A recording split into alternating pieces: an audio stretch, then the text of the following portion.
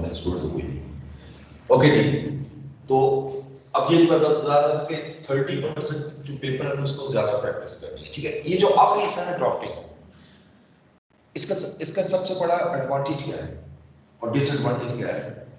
देखिए, ये क्वेश्चन कभी भी आप समझने के जो इक्वल नहीं आता, पर 90% स्टूडेंट का ये इक्वल नहीं आएगा। इट डजंट मीन कि ये गलत है, क्योंकि एक भी मिस्टेक होगी तो ये आउट हो जाएगा और आपके पास इतना टाइम नहीं होता इसको करेक्ट करें। जस्ट आप इसके, लेकिन इसकी मार्किंग स्कीम इस एरिया की बहुत अच्छी है। जितना जितना ऐसा करते जाएंगे इसके मार्क्स मिलते जाएंगे, तो इसमें आराम से आप 10 to 15 मार्क्स ले सकते हैं। अगर कुछ भी नहीं किया, गलत भी है तो 10 to 15 मार्क्स ले सकते हैं। तो आपने इन दो को खास टारगेट करना है, बाकी मार्क्स यहाँ से इजीली गेन कर सकते हैं, ठीक है। अच्छा, अब पढ़ने का तरीका क्या है, बुक्स कौन सी है, कहां से पढ़ना है? टाइम इतना नहीं है तो आप एक बुक पकड़िए और वहां से प्रैक्टिस करें। आई कैप की स्टडी टेक्स्ट आपकी बेस्ट है,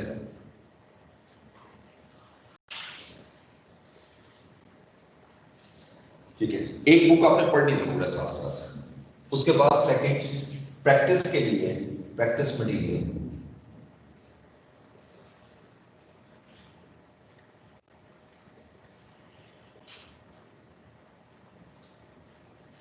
एक तो आपकी आई कैप की बुक से ही मिलेगी प्रैक्टिस, लेकिन बहुत कम है।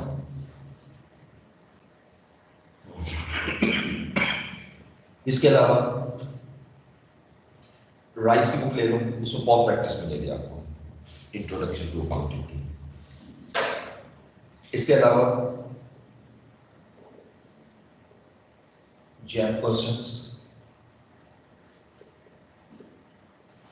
ये आपको क्वेश्चन मैं दूंगा, ये मेरे अपने बने हुए क्वेश्चन है और ये एग्जाम कोई बुक नहीं है, मैं सिर्फ वो आपको देता रहूंगा, साथ साथ आप चैप्टर वाइज देता रहूंगा, तो आप करते रहेंगे, ठीक है। हर चैप्टर के तकरीबन 10 से 15 अच्छे क्वेश्चन बनाए हैं। और उसके बाद एमसीक्यूज, एमसीक्यूज एक तो बुक में एमसीक्यूज आया नहीं करने, 11 मार्क्स के आते हैं, 10 to 11, और ये बिल्कुल आसान होते हैं अगर अच्छी तरह तैयारी होगी, इसमें पूरे नंबर आने चाहिए। एक तो आई कैप के एमसीक्यूज और दूसरे मेरे अपने हैं एमसीक्यूज 250 प्लस। ये सारा का सारा स्टडी मटीरियल इनिशियली जब हम स्टार्ट लेंगे, बिल्कुल स्टार्ट में आएंगे, तो स्टार्ट में चूंकि बेसिक अकाउंटिंग जो है वो आपकी जब आप स्टार्ट लोगे तो इतनी ज्यादा बेटर चूंकि नहीं होगी तो टाइम लगेगी। शुरू में आपने, जैसे हमारे खान साहब कहते हैं, घबराना नहीं, ठीक है, बिल्कुल परेशान नहीं हो। आपको कुछ चीजें समझ नहीं आएंगी ऑब्वियसली शुरू में कि ये हो क्या रहा है, हमारे साथ क्या किया जा रहा है, कि ये अकाउंटिंग क्या चीज बला चीज है, बिल्कुल नहीं समझ आएगी, ठीक है। आप ये समझ लें कि हमारे जैसे टीचर कहा करते थे कि it's like a railway track. एक इंजन है ना, इंजन को ट्रैक पे रखने पे टाइम लगना है, लेकिन जब ये ट्रैक पे आ जाएगा, now it becomes easier to move it, फिर हमारे लिए कोई मुश्किल चीज नहीं आएगी, ठीक है। तो इसलिए थोड़ा सा वक्त जो इंजन रखने पे है ना, वो जरूरी है।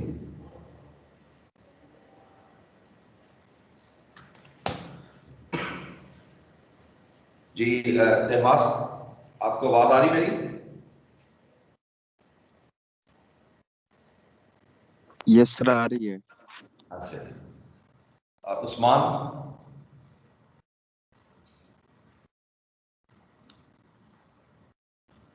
उस्मान नवीद,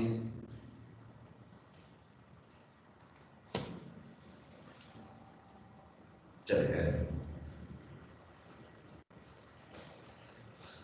ओके।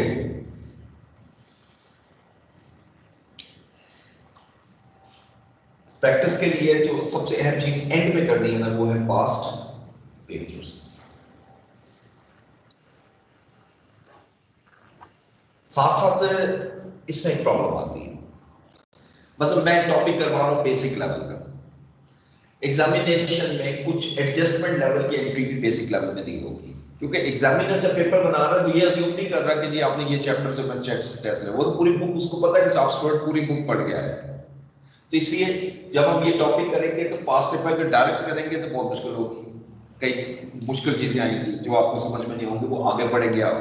तो इसलिए प्लीज यहाँ पर जो पहले दूसरी प्रैक्टिस करें और जब ये कंप्लीट हो जाए फिर एंड पे पास्ट पेपर्स को शुरू करना है, ठीक है। और इसके लिए भी आपको पूरा प्लान बनाना पड़ेगा, ये मैक्सिमम 4 to 5 डेज में आपको मुकम्मल होने चाहिए, क्योंकि टाइम बहुत कम है आपके पास। 1 मार्च को आपका पेपर और उससे गिन लो कि कितने दिन आपके पास मौजूद है। क्वेश्चन हो तो आप पूछिए, उसके बाद शुरू कर दीजिए। अल्लाह का नाम।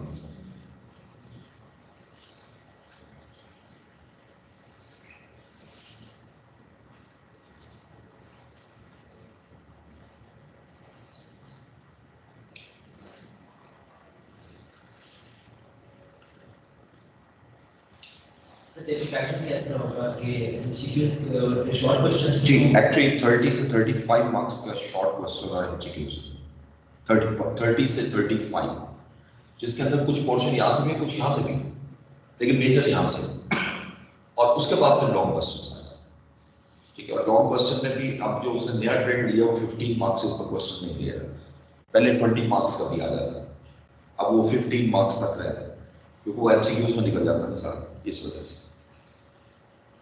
एमसीक्यू तो पूरी बुक से आते हैं सर। 2021 के न्यूज़ की माइंस ना जी, उसका इफेक्ट है कुछ इस पे पेपर में आईडी नहीं, कोई नहीं।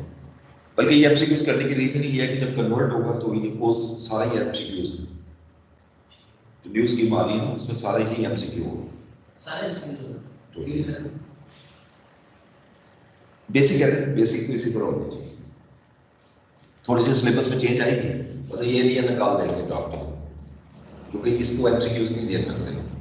ये ड्राफ्टिंग किया है समझ लीजिए आप पूरा काम करके एंड पे एक समरी बना देते हैं, तो ये अकाउंटिंग में समरी है, ठीक है। आप बिजनेस कर रहे हैं ना, तो बिजनेस के एंड पे आपको रिजल्ट चाहिए, तो रिजल्ट के लिए समरी बनानी पड़ेगी, उसको आप ड्राफ्टिंग कहते हैं, ठीक है।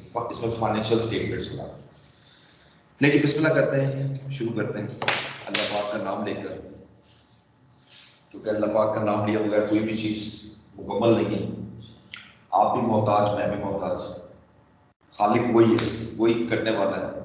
तो मैं हमेशा जब शुरू करता हूँ तो उसी अल्लाह का नाम लेता हूँ, उसी से दुआ करता हूँ, क्योंकि मेरे अंदर तो इतनी ताकत भी नहीं है कि मैं इसको पढ़ा सकूँ और उसको समझा सकूँ जब तक अल्लाह की मदद शामिल ना हो। और आपके लिए आप भी अगर देखें तो आप भी कमज़ोर हैं, आपको समझ आ ही नहीं सकती मेरी बात या किसी भी टीचर की बात जब तक अल्लाह पाक की मदद शामिल ना हो। तो अल्लाह पाक से दुआ करते हैं कि अल्लाह पाक जो है मुझे इतनी ताकत दे और आपको भी इतनी ताकत दे कि हम इस सब्जेक्ट को अच्छी तरह समझ सकें, ठीक है। और अल्लाह पाक आप लोगों को कामयाबी दे। तो लेट्स बिस्मिल्लाह करते हैं। स्टार्ट करूंगा वर्ड अकाउंटिंग से। What is an accounting? अच्छा, अब मैं जब जहां स्टार्ट किया करता हूं ये मेरा एक सीक्वेंस चलता रहेगा। अभी आपने बुक नहीं ओपन करनी, जिस वक्त मैं आपको कहूंगा क्लोज हो गया तो आपके 5 चैप्टर हो चुके हो, ठीक है। ये एक सीक्वेंस में मैंने करना है, मैंने बुक के सीक्वेंस से नहीं चलता, क्योंकि एक रिदम होता है मेरा अपना, उसके आपको बेसिक कॉन्सेप्ट क्लियर करने के लिए जरूरी होता है, ठीक है। तो थ्योरेटिकल पोर्शन इसके साथ साथ करेंगे, कुछ साथ साथ करेंगे, कुछ बाद में करेंगे 5 चैप्टर मुकम्मल करने के बाद, ठीक है। So what is an accounting? बेशुमार आप डेफिनेशंस देखोगे मुख्तलिफ बुक्स में, कुछ 2 लाइनों की लिखी, कुछ 1 लाइन की, मुख्तलिफ है। लार्सन ने एक डेफिनेशन की अकाउंटिंग की, बड़ी मुख्तसर, बल्कि मैं इसको जामिया भी कहता हूं, summarised and systematic way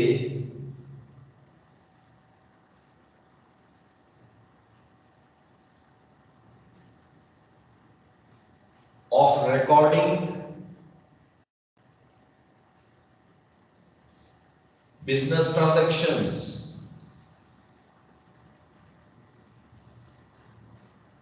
business transactions,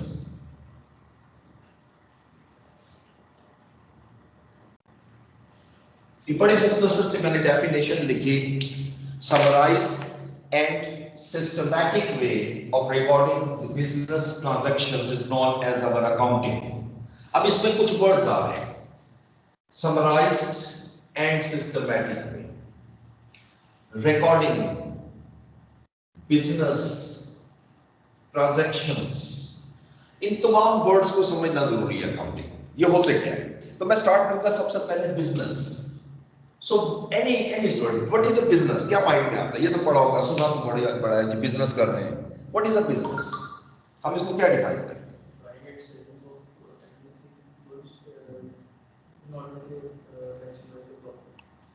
buying and selling, ठीक है, किसी हद तक ठीक है।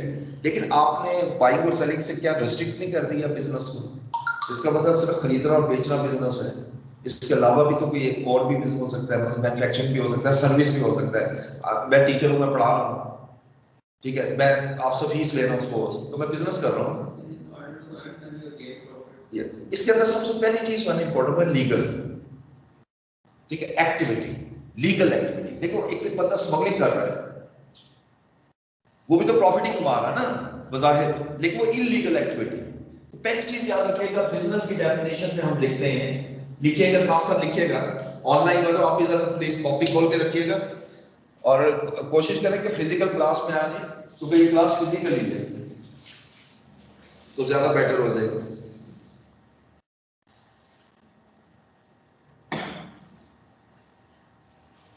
ये कौन है जो क्लास में ऐड कर रहे हैं? लेकिन ये legal activity,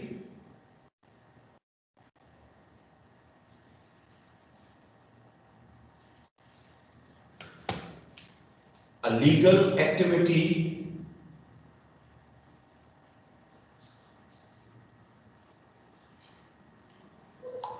undertaken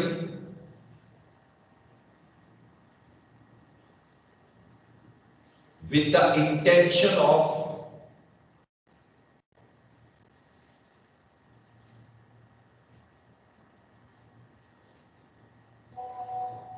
earning profits.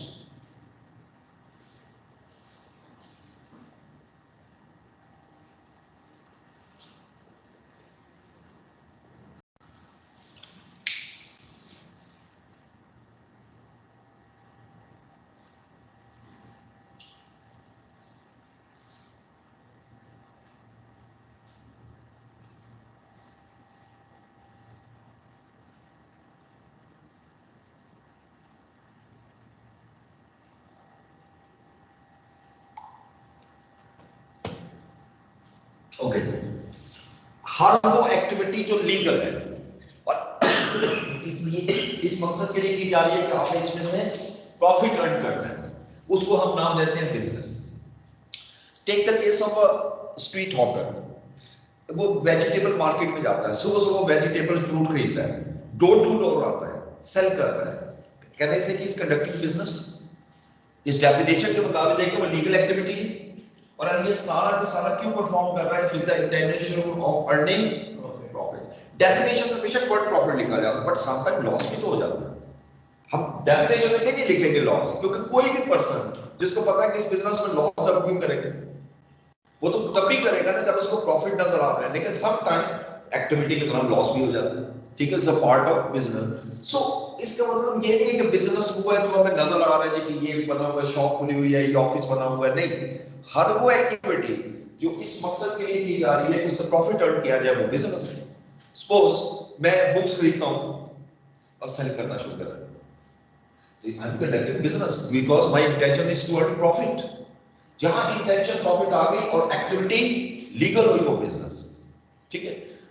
हाँ, अलबत्ता ये जरूर है कि एक, जैसे मैंने स्ट्रीट हॉकर की एग्जांपल दी, उसको काउंटिंग की जरूरत नहीं है, क्योंकि वो खुद ही वो एक सिंपल सा खाता उसने बनाया हुआ, इतने पैसे में मैंने खरीदा, इतने में सेल कर रहा, बस दैट्स ऑल, उसको जरूरत नहीं।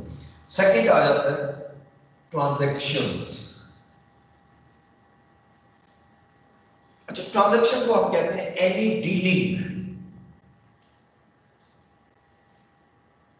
Between two or more person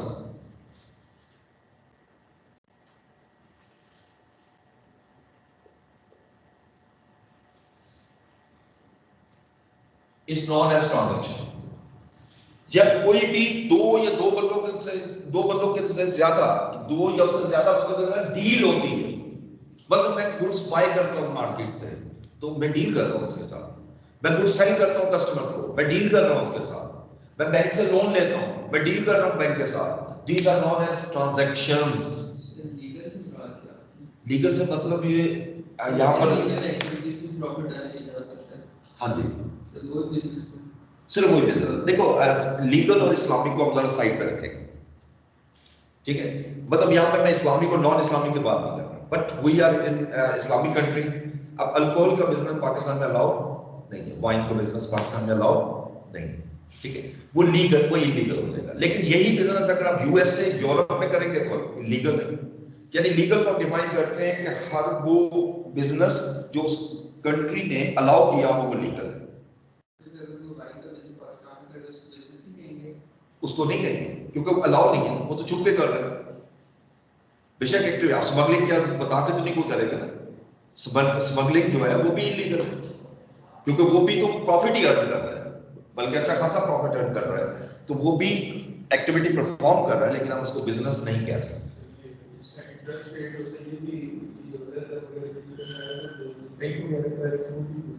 देखा वो फिर इस्लामिक नॉन इस्लामिक आ गया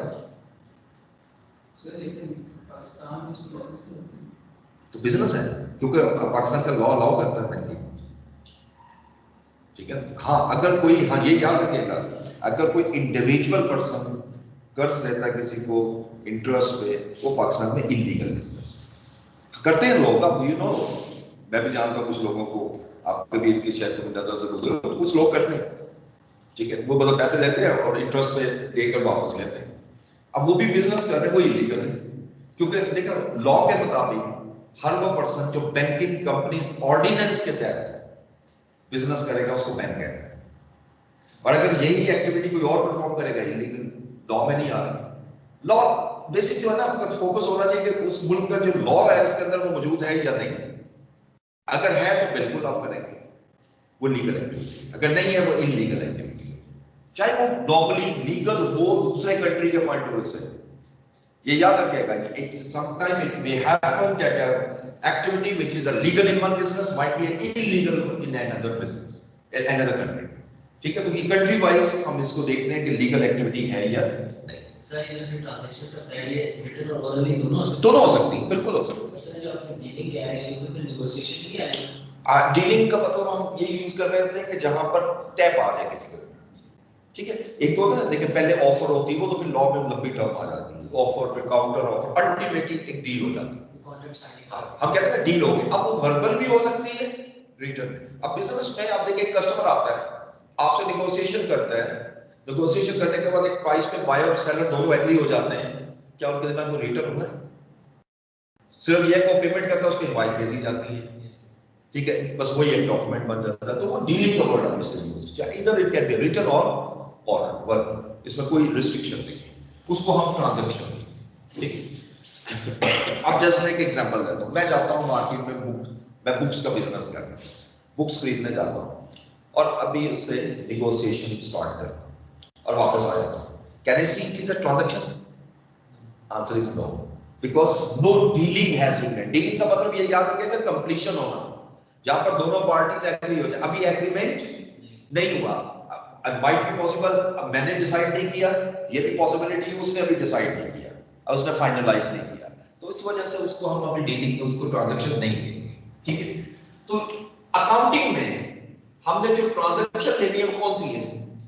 इसका मतलब डीलिंग पर्सनल भी हो सकती है। मतलब मैं बिजनेस इन सोल ट्रेडर की बात करता हूं, हमारा जो बिजनेस है ना, हमारा जो ये जो सारा सिलेबस है वो सारा सोल ट्रेडरशिप से।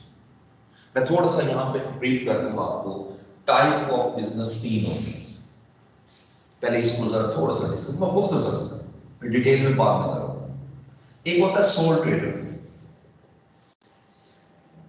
Who is a soul trader? Yes, single owner, एक ऐसा पर्सन जो खुद ही ऑनर है, जितने प्रॉफिट्स है वो भी इसके, जितनी लॉसेस है वो भी बेयर करेगा, जितने भी कैपिटल है उसने लगाना, तो उसको हम सोल ट्रेडरशिप कहते हैं, सोल प्रोप्राइटरशिप भी कहते हैं, कोई भी नाम दे सकते। एक होता है पार्टनरशिप, नाम से समझ में आ जाएगा, पार्टनरशिप में एक बंदा तो हो नहीं सकता। यस, शेयर होल्डर एक सेपरेट है, वो टर्म लगा आ जाती है। पार्टनरशिप में एक से ज्यादा बंदे मिल जाते हैं, बट उसमें एक लिमिट है, मैक्सिमम कितने होते हैं 20। पार्टनरशिप में मिनिमम 2 और मैक्सिमम 20, ठीक है, इससे ज्यादा नहीं होता है। मैंने कहा अभी डिटेल में हम इंशाल्लाह ये सारा पढ़ेंगे, ये भी पार्ट है हमारे सिलेबस का। अभी मैं सिर्फ इसको बताने के लिए लिंक करना चाह रहा हूं। फिर तीसरा होता है कंपनी, ये लार्ज बिजनेस होता है। अब इसमें मैं नंबर्स इसलिए नहीं बता रहा क्योंकि उसमें कई टाइप्स हो, 3 टाइप्स होती हैं इसमें फर्दर, तो उसकी तरफ मैं नहीं जा रहा। Company is the largest business, ठीक है। इसमें प्राइवेट लिमिटेड भी है, पब्लिक लिमिटेड भी है, सिंगल मेंबर कंपनी भी है। तो कंपनीज जो है ना वो एक लीगल, सर ये पब्लिक कंपनीज होती है, पब्लिक लिमिटेड, उनको बिजनेस तो नहीं कहेंगे, प्रॉफिट लेस होती है वो। नहीं, जब वो एक होती है पब्लिक लिमिटेड कंपनी जो आपने लफ्ज यूज किया, एक होता है पब्लिक यूटिलिटी कंपनीज, इनमें फर्क होता है। जो पब्लिक यूटिलिटी कंपनी है वो नॉट प्रॉफिट होती है, उसको बिजनेस नहीं है। एक होती है पब्लिक लिमिटेड कंपनी, एनजीओ भी कहते हैं। वो पब्लिक यूटिलिटी कंपनीज है। लिमिटेड का मतलब और हो जाता है, ठीक है। पब्लिक लिमिटेड क्या है, अब मैं एग्जांपल देता हूं आपकी, ये जो मेडिसिन हम यूज करते हैं इसमें बहुत सी कंपनीज है वो पब्लिक है, सेंडोस लिमिटेड, ठीक है। अब इसका नाम चेंज हो गया ना, sorry, Novartis, Novartis Pakistan limited, पहले ये सेंडोस थी, मर्जर हुआ, अब ये नोवार्टिस बन गई। अब मुझे सिर्फ ये बताया क्या ये प्रॉफिट नहीं कमा रही है, ये बिजनेस ही कर रही है, ये पब्लिक यूटिलिटी के लिए काम नहीं कर रही, इसलिए इसको बिजनेस किया। तो इसलिए पब्लिक लिमिटेड कंपनी का वर्ड जो है ना वो बिजनेस के लिए होता है, और पब्लिक यूटिलिटी कंपनीज क्या है वो नॉट प्रॉफिट ऑर्गेनाइजेशन, वो बिजनेस में कवर नहीं होता, ठीक है। सो यहां पर हमारा जो सिलेबस है ना सारे का सारा एक्सेप्ट एक चैप्टर आएगा, चैप्टर नंबर 12 पार्टनरशिप से रिलेटेड। ये जो मैंने ये ड्राफ्टिंग में लिखा ना चैप्टर नंबर 12, ये सिर्फ ड्राफ्टिंग, ये छोटा साइज है और वो भी बहुत बेसिक लेवल है, पूरी पार्टनरशिप नहीं है हमारे सिलेबस में, ठीक है, थोड़ा सा हिस्सा है, लेकिन ज्यादातर जिधर भी पढ़ेंगे सोल्ड मेंबरशिप। तो लिहाजा दोबारा मैं इसको लिंक कर रहा हूं, ठीक है। अब मैंने आपसे कहा कि अगर एक पर्सन बिजनेस कर रहा है, अब सिंगल को माइंड में रखना है, और हमेशा मैं तो एक हमेशा अपने स्टूडेंट्स को कहता हूं जब भी कोई एग्जांपल आप सोचा करो तो अपने ऊपर लिया करो। मैं भी अक्सर पढ़ाता हूं अपने ऊपर लिया करो कि फर्ज करें मैं एक बिजनेस कर रहा हूं, अब डीलिंग मेरी दो किसी से भी अगर हो सकती है तो दो पर्पस के लिए हो सकती है, मेरी पर्सनल डीलिंग भी हो सकती है और मेरी बिजनेस डीलिंग भी हो सकती है। अगर मेरी पर्सनल डीलिंग है वो भी ट्रांजैक्शन है ना, डेफिनेशन के मुताबिक, डेफिनेशन के मुताबिक कहीं नहीं लिखा हुआ for the purpose of business, ठीक है, वो भी ट्रांजैक्शन है। और अगर मैं बिजनेस के लिए ट्रांजैक्शन कर रहा हूं वो भी ट्रांजैक्शन है। तो यहां पर हमें किस ट्रांजैक्शन को रिकॉर्ड करना है, बिजनेस ट्रांजैक्शन। इसका मतलब हर वो ट्रांजैक्शन बहुत जरूरी है क्योंकि एग्जामिनर सम टाइम क्वेश्चन में पास पेपर में एक ट्रांजैक्शन ऐसी दे देता है जो बिजनेस से रिलेट नहीं करता, और स्टूडेंट उसको भी कर जाता है, वो लेनी नहीं है सिर्फ। We have to record only business transaction, अगर ट्रांजैक्शन भी हुई है वो नहीं लेंगे आप। तो ये बड़े इजीली डिस्टिंग्विश हो जाएगा, कोई मुश्किल नहीं है, लेकिन अभी मैं सिर्फ समझा रहा हूं we have to record the business transaction. अच्छा, वर्ड रिकॉर्डिंग, रिकॉर्ड करना क्या मुश्किल है, रिकॉर्ड को मैं क्या एक्सप्लेन करूं, ठीक है, लेकिन ये बड़ा इंटरेस्टिंग वर्ड है। अगर मैं बिजनेस ट्रांजैक्शन को रिकॉर्ड करता हूं तो वो अकाउंटिंग है, ठीक है। मिसाल के तौर पे एक सोल ट्रेडर ले लें, आम शॉप्स होती हैं हमारे मोहल्लों में, वो भी एक रिकॉर्ड रख रहा होता है। कभी आप देखें उस रोज का कैश भी काउंट करता है कि आज इतनी सेल है, लिखता है, वो ये भी लिख रहा होता है किस बंदे ने कितना उधार लिया मुझसे, आम लैंग्वेज यूज कर रहा हूं, किस बंदे ने कितने पैसे दिए, किससे उधार पे गुड्स खरीदी है, ये सारा रिकॉर्ड रख रहा है।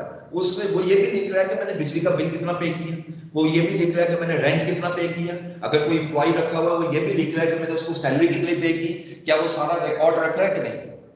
हम उसको अकाउंटिंग नहीं कहते, हालांकि वो भी किसको रिकॉर्ड कर रहा है, बिजनेस ट्रांजैक्शन को रिकॉर्ड कर रहा है, लेकिन फिर भी हम कहते हैं कि वो अकाउंटिंग नहीं है। रीजन क्या है, एक वर्ड हम छोड़ रहे हैं, is the most important word, systematic। मैं systematic को एक्सप्लेन करने का एक सिंपल सा एग्जांपल ले रहा हूं आम लैंग्वेज में। मुझे बताइए, एक बुक मैं आपको देता हूं, ठीक है, इतनी मोटी सी बुक है, उसमें से मैं कहता हूं जी फलान इसमें से टॉपिक निकालना, किसी भी टॉपिक का नाम ले लेता हूं, लाइक मैं कहता हूं जी बैंक रिकंसिलिएशन निकालना, क्या करोगे मुझे बताओ? 700-800 सौ की बुक है, क्या करोगे? एक एक पेज खोल के देखोगे? टेबल ऑफ कंटेंट में जाओगे, बड़े ध्यान से मेरी बात सुननी है, ये सिस्टमैटिक की बात समझने के लिए और रिकॉर्डिंग का वर्ड समझने के लिए। आपने क्या कहा, मैं टेबल ऑफ कंटेंट में जाऊंगा, बिल्कुल ठीक है, टेबल ऑफ कंटेंट में गए, टॉपिक को देखा, उसका पेज नंबर देखा, उस पेज नंबर पे गए, आपको मिल गया, कितना टाइम लगेगा? सेकंड्स में होगा, सेकंड्स में होगा, चाहे वो 10 सेकंड लग जाए, 15 लग जाए, 20 लग जाए। लेकिन अगर मैं उसी बुक में से, मेरी बात को आप ये बहुत ध्यान से सुने, वो इसी बुक में से सिर्फ टेबल ऑफ कंटेंट फाड़ दो और मैं कहूं ये टॉपिक निकाल दो, क्या बुक की रिकॉर्डिंग में कोई फर्क पड़ा? बुक तो उतनी है ना जो पहले थी, कोई एक पेज भी मैंने खत्म नहीं किया, सिर्फ मैंने, यानी बुक के कंटेंट नहीं खत्म किए, बुक सारी वही है, लेकिन सिर्फ मैंने टेबल ऑफ कंटेंट निकाल दिया। अब टेबल ऑफ कंटेंट निकालने से अब क्या होगा? अब भी आप इंफॉर्मेशन निकाल दोगे, लेकिन now it will take time. जरा अब मैं इस एग्जांपल को माइंड में रखते हुए रिकॉर्डिंग का मतलब समझाने लगा हूं। रिकॉर्डिंग का मतलब ये नहीं है कि रिकॉर्ड करना, बल्कि रिकॉर्डिंग का मतलब है सिस्टमैटिक वे से रिकॉर्ड करना। और सिस्टमैटिक वे का मतलब क्या हुआ? To record in such a way so that flow of information is quick. क्या आपने इस तरीके से रिकॉर्ड करना है कि आपकी इंफॉर्मेशन फ्लो बहुत क्विक करो, जब इंफॉर्मेशन चाहिए हो ऐसा सिस्टम हो आपके पास जहां से जब मुझे जो सी इंफॉर्मेशन चाहिए मैं दे सकूं। बस अब मैंने अगर ये देखना है कि पिछले महीने की सेल क्या थी, तो ये नहीं है कि मैं उसको बैठ के टोटल करता रहूं। लिखा तो सब कुछ हुआ है ना, उसने आम एक शॉपकीपर की माइंड में ला के देखे एग्जांपल, आपको खुद मेरी बात समझ में आएगी। उसने सारा लिखा हुआ, लेकिन उसको पर डे टोटल करना पड़ेगा कि नहीं? It will take time. अगर वो पूरे साल को सेल को देख रहा है तो पूरे साल को टोटल करना पड़ेगा, 365 डेज को टोटल करना पड़ेगा। तो क्यों, अगर ऐसा सिस्टम हो कि जस्ट मैं उसको ओपन करूं और मुझे पता लग जाए कि सेल कितनी है, उसको हम कहते हैं अकाउंटिंग। तो रिकॉर्ड करना सिर्फ अकाउंटिंग नहीं है। तो रिकॉर्डिंग का मतलब क्या हुआ? To record in such a way, in a systematic way. और सिस्टमैटिक वे का मतलब क्या हुआ? To record in such a way that flow of information, जो इंफॉर्मेशन फ्लो है वो क्विक होनी चाहिए, वो फास्ट होनी चाहिए, फौरन मुझे उसके अगेंस्ट इंफॉर्मेशन मिल सके। ठीक है जी? क्रोनोलॉजिकल भी कह सकते हैं किसी हद तक, लेकिन अभी मैं आपसे 100% एग्री नहीं करूंगा और इसका आंसर भी अभी इसलिए नहीं दूंगा कि अभी आपको मेरी बात समझ नहीं आई। क्रोनोलॉजिकल आगे आएगा हमारा अकाउंट, ठीक है, लेकिन इसकी एक अपनी तरतीब है, हर चीज की एक अपना ऑर्डर है, उस ऑर्डर को नहीं छोड़ो। बल्कि मैं सिंपल ये कहता हूं, जो सी ट्रांजैक्शन जिस वक्त हुई है उस वक्त रिकॉर्ड करना, ये क्रोनोलॉजिकल है, ठीक है ना? तो दैट इज फाइन, ठीक है। लेकिन अब इंफॉर्मेशन फ्लो कैसे निकलनी है वो डिफरेंट है, वो जरा थोड़ा सा मुख्तलिफ आ जाता है। तो ये मैंने अभी आपको इसको एक्सप्लेन किया, लेकिन एक वर्ड अभी छोड़ दिया, and that is is very interesting. Recording मैंने किसमें करनी है?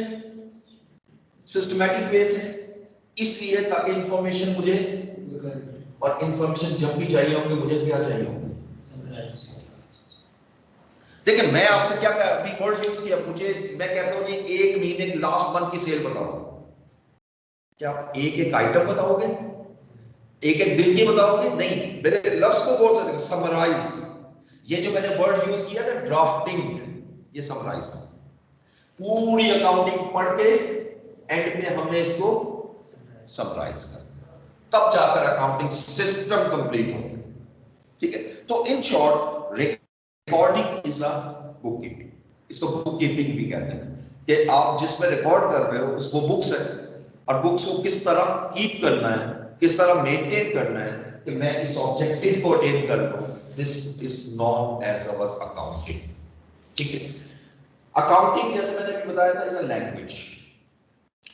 कुछ वर्ड्स हम इसमें ऐसे पढ़ेंगे जिसके इंग्लिश में मीनिंग कुछ और है और अकाउंटिंग में उसका मीनिंग कुछ और है। यानी वही वर्ड अगर मैं इंग्लिश में जाता हूं उसका मीनिंग कुछ और है, मसलन क्रेडिट का वर्ड हम पढ़ते हैं इंग्लिश में, क्रेडिट का वर्ड का क्या मतलब होता है? उधार। वो यहां पर भी यूज होगा क्रेडिट, क्योंकि बिजनेस की टर्म है ना क्रेडिट, लेकिन एक वर्ड क्रेडिट की अकाउंटिंग में भी है, उसका मीनिंग और है। तो इसलिए आपने जरा डिस्टिंग्विश रखना है कि जब इंग्लिश का वर्ड हम यूज कर रहे हैं उसका मीनिंग कुछ और है, और जो अकाउंटिंग के लिए स्पेसिफिकली यूज कर रहे हैं उसका मीनिंग कुछ और। ठीक, कुछ चीजों में सेम भी होगा, ठीक है, ऐसा भी नहीं होता कि डिफरेंट हो, ड्राइव किया जाता है वर्ड्स मुख्तलिफ लैंग्वेजेस से। ठीक है, अब यहां पर कोई क्वेश्चन है तो पूछिए।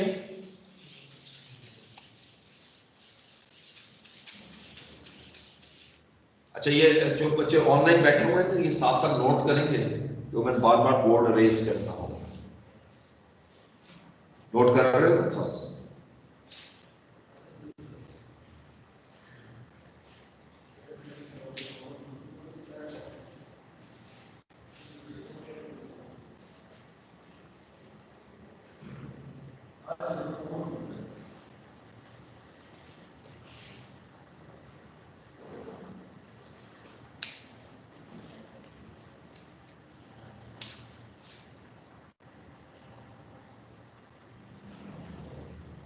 अब आइएगा इसकी तरफ, जैसे मैंने अभी कहा था डिटेल में मैं बताऊंगा टाइप्स ऑफ बिजनेस।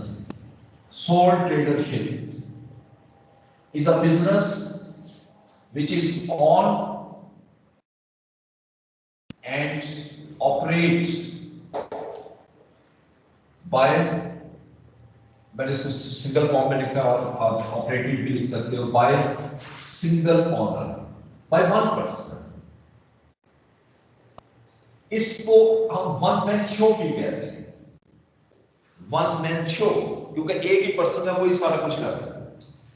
ठीक है, अब यहां पर बहुत डिटेल में हम नहीं जाना। इसका क्वेश्चन पास्ट पेपर में इससे रिलेटेड क्वेश्चन जो आता है वो ये कहते हैं इसके दो मेरिट बताओ, दो डीमेरिट बताओ। हमें कम से कम 3-3, 4-4 मेरिट डीमेरिट पता होने चाहिए। ठीक है, कि ये इसमें होता क्या है, सोल ट्रेडरशिप में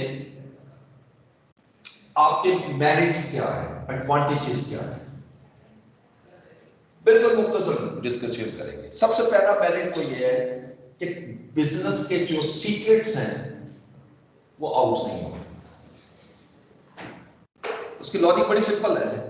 अब मैं बिजनेस कर रहा हूं, जो बिजनेस सीक्रेट्स होते हैं, यानी ऐसे कुछ सीक्रेट्स ऐसे होते हैं जो आउट हो जाएंगे तो दूसरा भी एडवांटेज उठा लेगा। कई बिजनेसमैन उसको हाइड रखते हैं, वो नहीं बताते।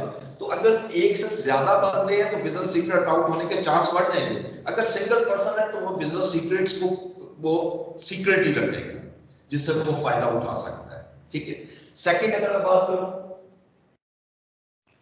This business is easy to start without any legal formality. मैं जब चाहूं इस बिजनेस को स्टार्ट कर सकता हूं, और इसमें किसी किस्म की कोई लीगल, आप कह लो कि लीगल है वो जो है प्रोसीजर्स को फॉलो नहीं करने पड़ते, accept in few businesses. Like अगर मैं बिजनेस करना चाहता हूं केमिकल का, या अगर फार्मा का बिजनेस करना चाह रहा हूं, जैसे मेडिकल स्टोर सिंपल बनाना चाह रहा हूं, तो मुझे उसके लिए थोड़ी सी लीगल फॉर्मेलिटीज पूरी करनी पड़ेगी। वो एक्चुअली बिजनेस की नहीं है, वो नेचर ऑफ बिजनेस की।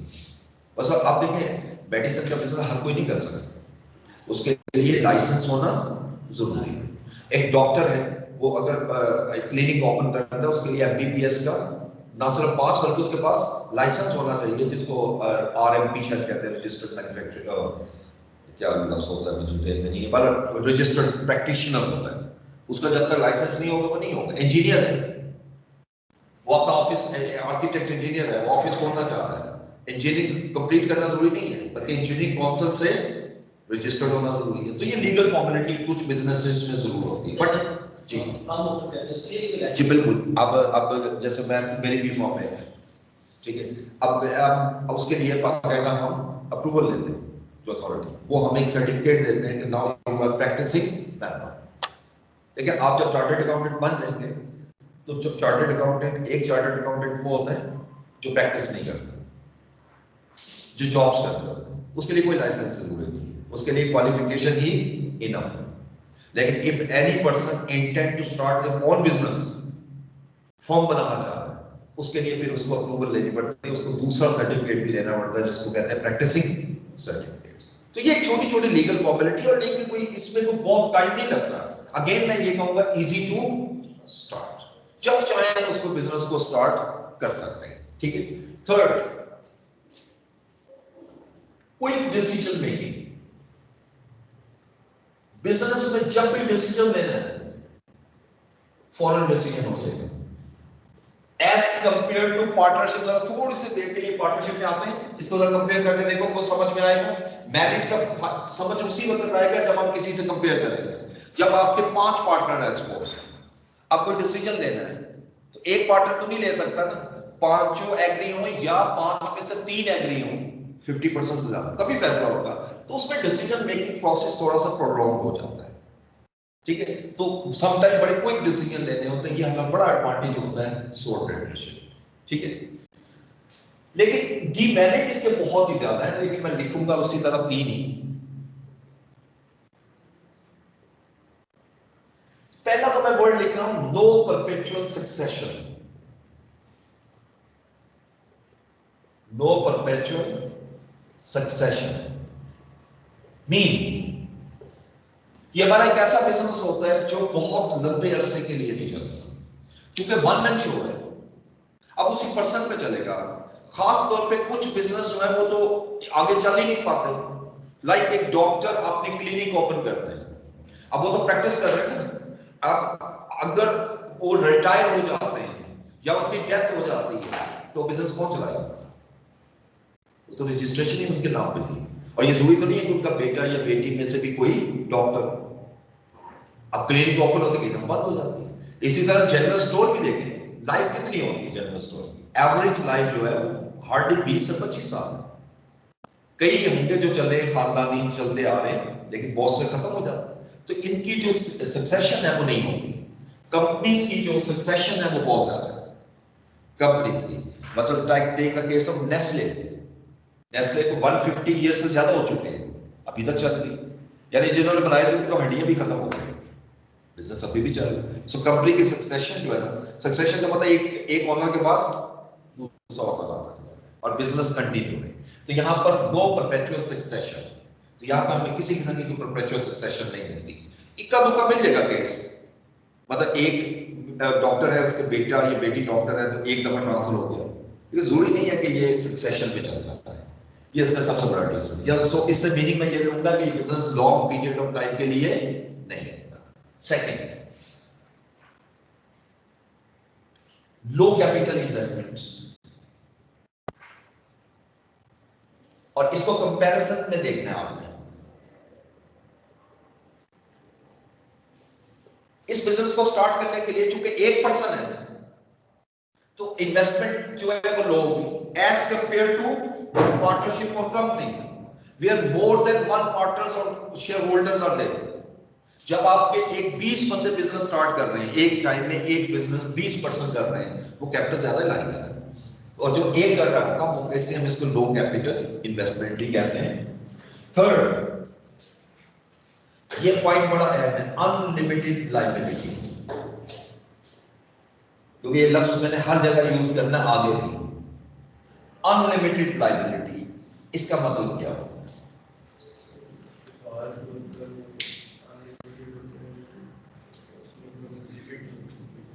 देखो, अब मैं यहां पर एक टर्म यूज करने लगा, बड़े ध्यान से सुनिएगा।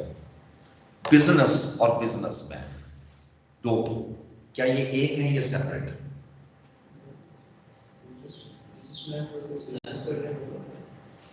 लाइक मैं फिर रिपीट कर रहा हूं, बड़ा अहम क्वेश्चन है। एक है बिजनेस, सोल ट्रेडरशिप को बस माइंड में, मैं बार बार कह रहा हूं कि सोल ट्रेडरशिप को माइंड में, बिजनेस और बिजनेसमैन। मतलब मेरा बिजनेस है और मैं ऑनर हूं उस बिजनेस का, क्या एक ही चीज है या मुख्तलिफ है?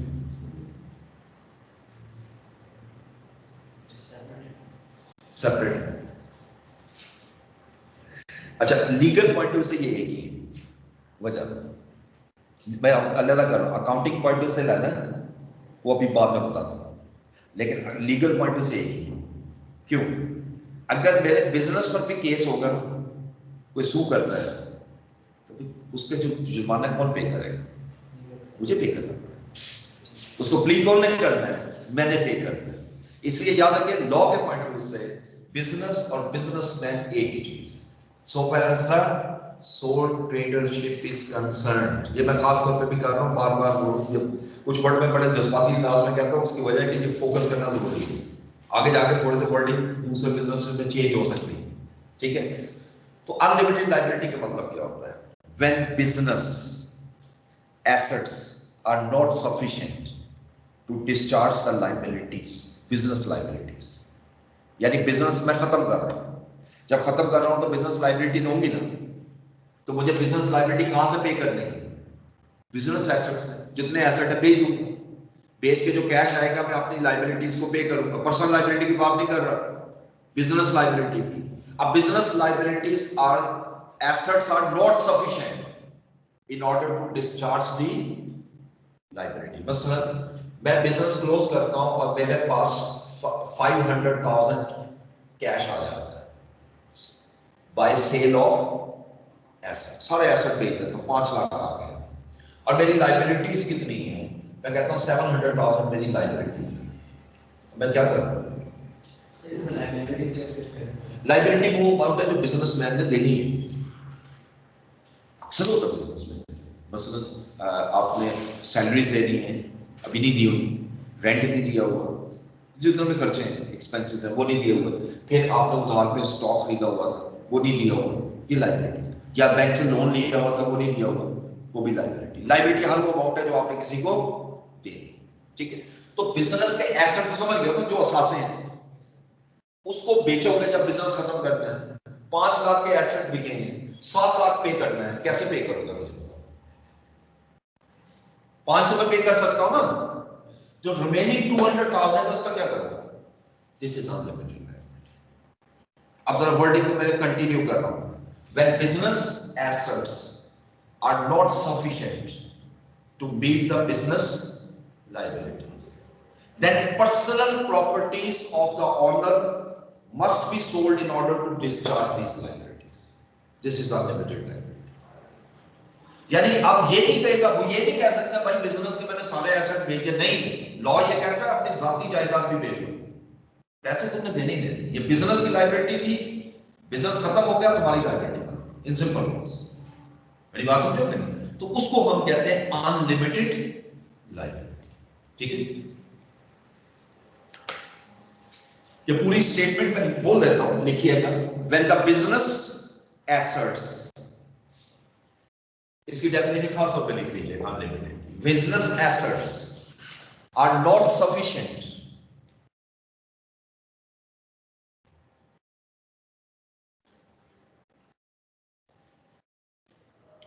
To discharge business liabilities,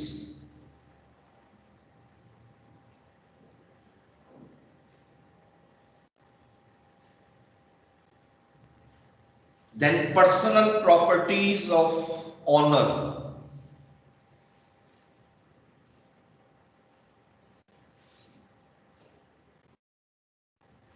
shall be sold to discharge the business liabilities.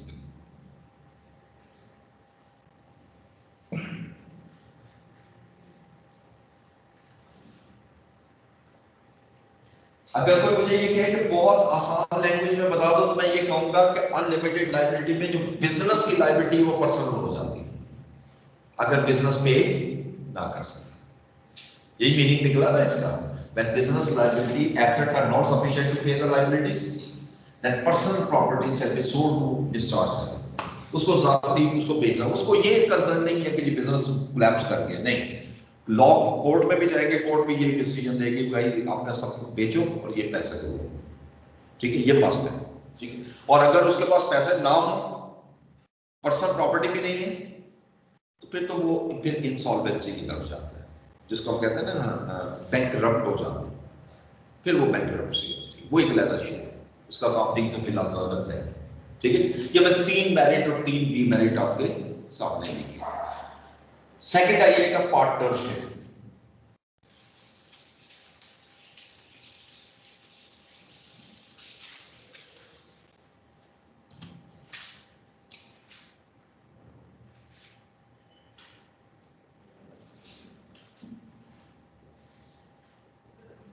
अच्छा, पार्टनरशिप की डेफिनेशन में कुछ वर्ड्स एक्सप्लेन करूंगा। हम कहते हैं पार्टनरशिप इज एन एग्रीमेंट। पहली चीज है agreement. Partnership is an agreement. जब वर्ड एग्रीमेंट आया तो फौरन माइंड में आया कि कम से कम पार्टनर कितने हुए, यही से पता लग गया। क्या एक बंदा अपने आप के साथ एग्रीमेंट कर सकता है? नहीं, उसको अंडरटेकिंग कहते हैं लॉ में। जैसे अक्सर आप दाखिला लेते हो किसी कॉलेज में या स्कूल में या यूनिवर्सिटी में, तो वो एक अंडरटेकिंग लेते हैं। I shall abide the rules and regulation, नीचे साइन कर देते हैं, वो अंडरटेकिंग है, it is not agreement. Agreement वो चीज होती है जो कम से कम दो बंदों के दरमियान हो, दो से ज्यादा भी हो सकते हैं। So partnership is an agreement between two और मोर पर्सन, ये तो क्लियर हो गया। To carry on a lawful business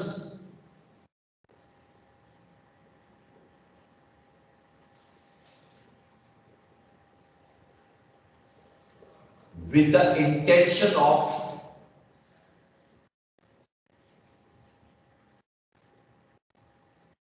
earning profit।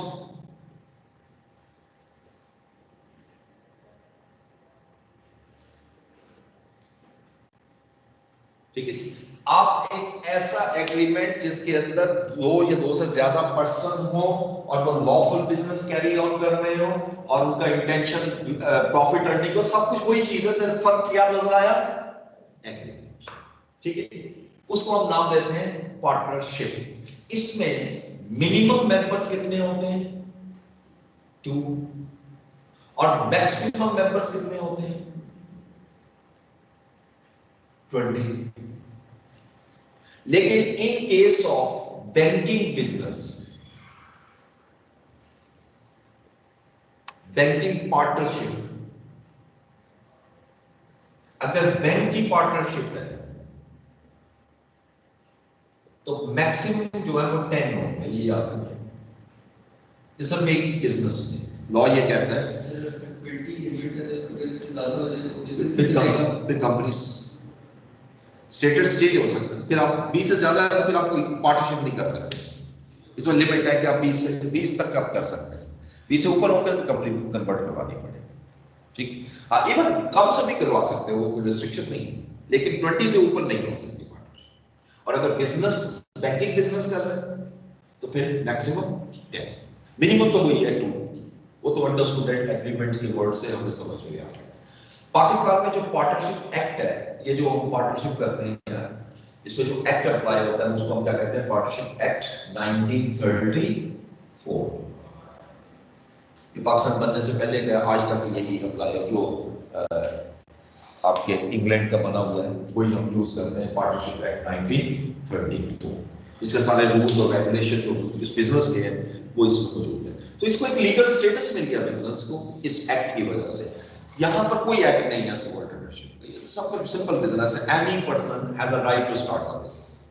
लेकिन अगर पार्टनरशिप में आते हैं तो लॉ क्यों बनाया गया? क्योंकि अब चूंकि एक से ज्यादा पार्टनर है ना, फिर राइट्स का इशू आ जाता है। सिंगल ओनर में राइट का इशू नहीं है, मेरे ऊपर डिपेंड करता है कि मैं कितना उसको बेहतर चला सकता हूं। जब एक से ज्यादा बंदे आएंगे फिर सबसे बड़ी प्रॉब्लम ये आती है कि कॉन्फ्लिक्ट आ जाता है। अब अगर कॉन्फ्लिक्ट आता है तो कौन फैसला करेगा? कोई तो अथॉरिटी होनी चाहिए, इसलिए उसके पीछे लॉ बनाया जाता है, इसलिए पार्टनरशिप एक्ट है। ठीक है, बैंकिंग बिजनेस में भी अगर ऐसे ज्यादा वो कंपनी होगी तो हाँ जी, वो फिर बैंकिंग कंपनी बन जाती है, उसको हम बैंकिंग कंपनी कहते हैं। उसका ऑर्डिनेंस 1962 है। ठीक है, उसके फिर लॉ चेंज होते जाते हैं, वो इसमें फॉलो करेगा, ये लॉ आ जाएगा इसमें, ये लिमिट इसलिए बताएगी लॉ चेंज हो। ओके, अब पार्टनरशिप में मेरिट्स क्या होंगे? अगर थोड़ा सा गौर से देखो कि तो कुछ डीमेरिट उसके मेरिट बन सकते हैं। मसलन कैपिटल की हमने बात की थी ना, तो अब यहां पर हम उसको मेरिट में लिख सकते हैं।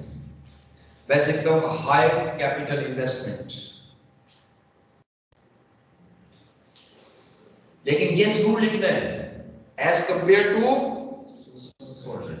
क्योंकि जब मैं इसको अगर कंपनी से कंपेयर करता हूं तो ये मेरिट नहीं है। कंपनी में एक्स्ट्रा ऑर्डिनरी कैपिटल आप जनरेट कर सकते हैं, तो इसलिए ये मेरिट भी है और डीमेरिट भी है। अगर मैं इसी को कंपेयर करता हूं कंपनी के साथ, ये डीमेरिट बन गया। मैं लिखूंगा क्योंकि लोअर कैपिटल, वहां लोअर क्वालिटी लिखूंगा, लेकिन लिखूंगा as compare to companies, because companies में मल्टीपल लोग होते हैं, वो बाद में पढ़ते हैं कि कितने लोग होते हैं, ठीक है। नंबर 2, पार्टनरशिप का और मेरिट क्या है? Again easy to start, again इसमें भी कोई लीगल फॉर्मेलिटीज नहीं है, सेम सोल ट्रेडरशिप की तरह, बस सिर्फ ये है कि एक पार्टनरशिप एग्रीमेंट बन जाए, और एग्रीमेंट के मुताबिक लॉ ये कहता है इट कैन बी ऑरल और रिटन, रिकमेंड करता है कि रिटन होना चाहिए, रिकमेंडेड आप कह सकते हो, लेकिन ऑरल भी एग्रीमेंट, अगर दो बंदे बिजनेस स्टार्ट करते हो और जुबानी खिलाफी वो कुछ चीजें तय कर लेते हैं, दैट्स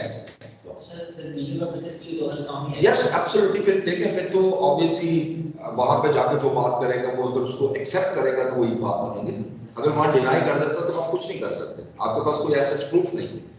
तो रिटन इसलिए रिकमेंड किया जाता है कि it should be written, but अगर ऑरल भी हो ना, ठीक है, तो याद रखिएगा वो पार्टनरशिप है, वो एग्रीमेंट है, और लॉ इसको एक्सेप्ट करता है। अब उसकी कितनी एक्सेप्टेंस है वो एक अलग चीज है। पर एक जनरल में बात करता हूं कि मैं किसी को उधार पे पैसे देता हूं और तय करता हूं कि इतने महीने बाद पैसे दे देगा, तो मैं उससे एक कागज पे लिखवा देता हूं, और दूसरा तरीका है मैं स्टैम्प पेपर पर लिखवा लेता हूं, फर्क तो पड़ेगा ना उसमें। एक सिंपल पेज पे लिखने का मीनिंग कुछ और है, और एक अगर आप स्टैम्प पेपर पे लगा रहे हैं तो मीनिंग कुछ और है, क्योंकि सिंगल पेपर पे कोरिजन का वर्ड हम पढ़ते हैं लॉ में कि जबरदस्ती भी करवाया जा सकता है, ठीक है, लेकिन वहां पर हम इस वर्ड को हम हटा देते हैं इसलिए कि वो लीगल डॉक्यूमेंट है और उस पर दो आपके वो भी चाहिए होते हैं, क्या कहते हैं इसको, विटनेस, तो इसलिए वो ज्यादा वैल्यू रख जाता है। लेकिन समटाइम वो भी एक इंपॉर्टेंस रखता है, उसको इग्नोर नहीं करो, वो लॉ की बात आ जाती है, छोड़ दे इसको, आप अकाउंट नहीं करते। किसी को भी आईडी कार्ड है जो ब्रिटिश में चलता है। हाँ, लेकिन पाकिस्तान में तो बहुत कुछ है, लेकिन इंटरनेशनल लॉ में ऐसा नहीं है, इंटरनेशनली ऐसा नहीं है। आपको ऐसे ऐसे केसेस में सुनाऊं आपको बिजनेस रिलेटेड के, अब यकीन करें कि मैं कभी कभी सोचता हूँ कि हम पाकिस्तान में अगर अप्लाई इसका एक हिस्सा भी करते हैं ना, लोगों को राइट्स मिलने शुरू हो जाए।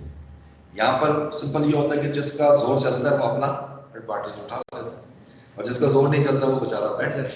यहाँ तो ये इशू है, वहां पर ऐसा नहीं है, वहां पे हर पर्सन इक्वल राइट रखता है, और कंपनीज को भी मुसीबत बनी होती है। इवन एक ऐसे ऐसे केसेस है, सिंगल पर्सन जिसको कस्टमर कहते हैं, उसने कंपनी को सू कर दिया एंड कंपनी हैज टू पे द कंपनसेशन, सिर्फ किस बात पर कि उनकी पब्लिक डीलिंग में उसने कुछ ऐसी बात कर दी जो उसकी पर्सनल, कह लो उसकी पर्सनल, उसके जातियात में चली गई, उसने कोर्ट में ले गया और कंपनी को पे करना पड़ा।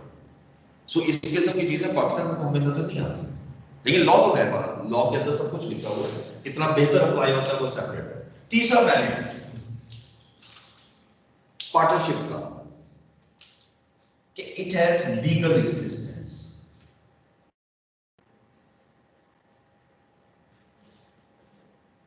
ये भी मैंने बात की ना, लॉ है, लीगल एक्सेस। आप पार्टनरशिप एग्रीमेंट के थ्रू जो भी आप कॉन्ट्रैक्ट करेंगे ना, तो लोग उसमें ज्यादा इत्मीनान करेंगे as compare to soul tradership. मैं ये बिजनेस को एक्सपैंड करने के लिए आसानी है, it helps to expand the business. ये आपको ये एडवांटेज का लिखेगा, help to expand the business.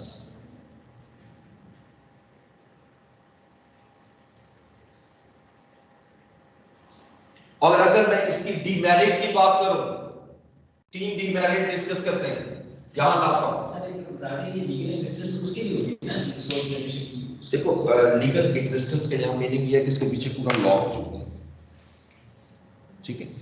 Legal existence तो इसकी भी है, लेकिन इसमें क्या आपके पास ऐसा लॉ है कि जिससे कर सकते, वो तो फिर पर्सनल लॉ हर एक के लिए ना, वो तो एक आम सिटीजन लॉ है, वो तो आपके भी है मेरे भी है, वो एक सोल ट्रेडर के लिए है, लेकिन एक स्पेसिफिक लॉ का होना बड़ा जरूरी है।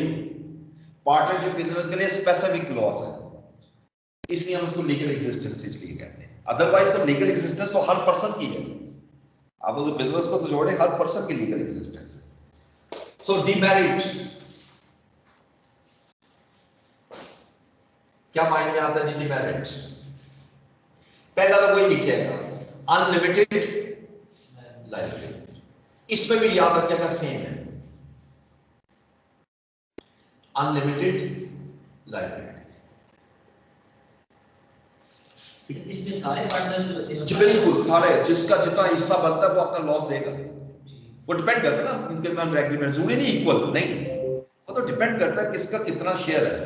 अगर एक बंदे का ज्यादा शेयर है वो ज्यादा लॉस बेयर करेगा, जिसका कम शेयर है वो कम देगा, क्योंकि पार्टनरशिप में कहीं तो ये नहीं लिखा हुआ कि इक्वल शेयर होगा। अगर दो पार्टनर एक 70% ले रहे हैं, एक 30% ले रहे हैं, ले सकते हैं, वो तो एग्रीमेंट पे डिपेंड करता है। एक बंदे ने पैसा ज्यादा लगाया है और एक ने कम लगाया तो वो कम वाला कम लेगा, और एक बंदा एक्सपीरियंस है वो ज्यादा लेगा, जो एक्सपीरियंस है वो कम लेगा। ये तो नेचुरल सी बात है। तो इसमें भी अनलिमिटेड लाइबिलिटी, ठीक है। बल्कि इसका एक बड़ा फेमस केस हुआ था जिसको हम कहते हैं गार्डनर वर्सेस मर्रे।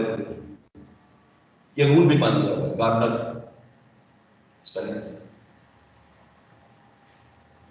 वर्सेस मर्रे, MURRA, बड़ा फेमस केस है। इस केस में बहुत डिटेल में नहीं जाऊंगा, सिर्फ मुख्तसर से बताता हूँ हुआ क्या था। इस केस में बिजनेस कोलैप्स हो गया पार्टनरशिप का।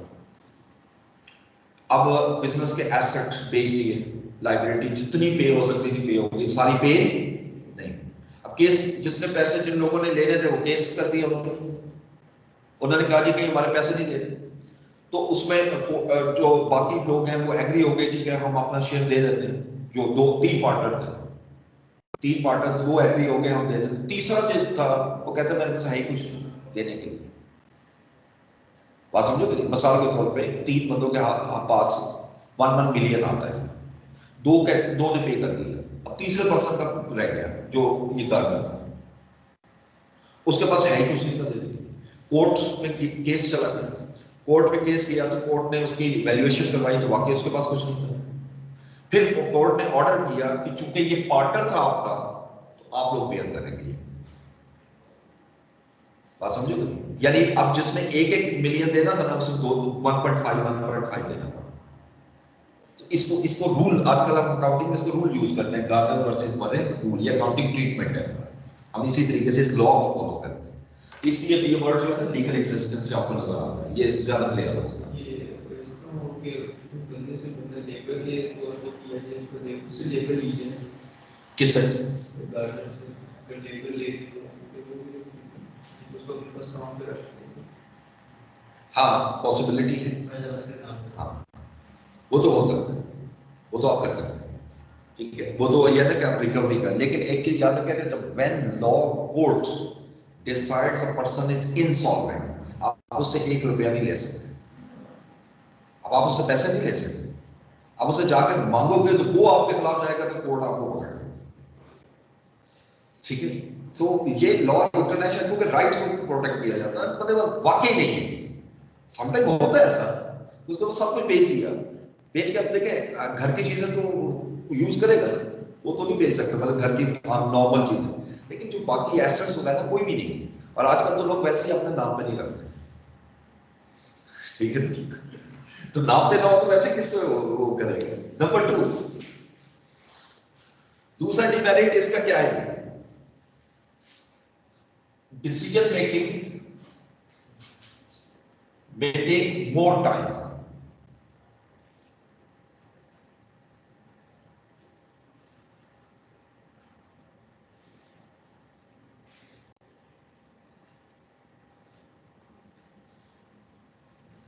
और तीसरा, फेलियर ऑफ बिजनेस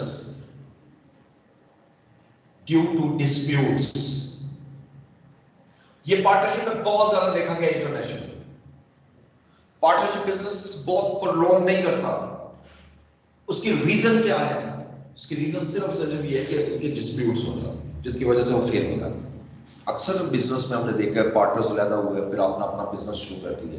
पार्टनरशिप एक प्रोलॉन्ग नहीं किया जा सकता। अगेन मैं ये वर्ड भी यूज कर सकता हूँ परपेचुअल सक्सेशन, लेकिन जरा थोड़ा सा मीनिंग एक्सप्लेन करने के लिए मैंने वर्ड चेंज किया, ठीक है। This is not as partnership. अब आइएगा तीसरा और आखिरी, कंपनीज।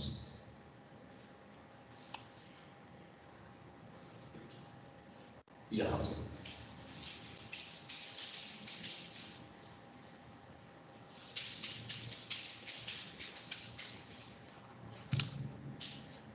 companies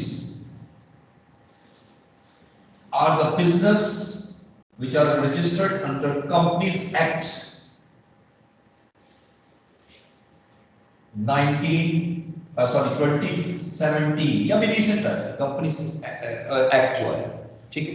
इससे पहले कंपनीज ऑर्डिनेंस था 1984, और इसके लिए जो रेगुलेटरी बॉडी है जो इसको पूरी कंपनीज को पूरे पाकिस्तान में देख रही है वो सिक्योरिटीज एक्सचेंज कमीशन।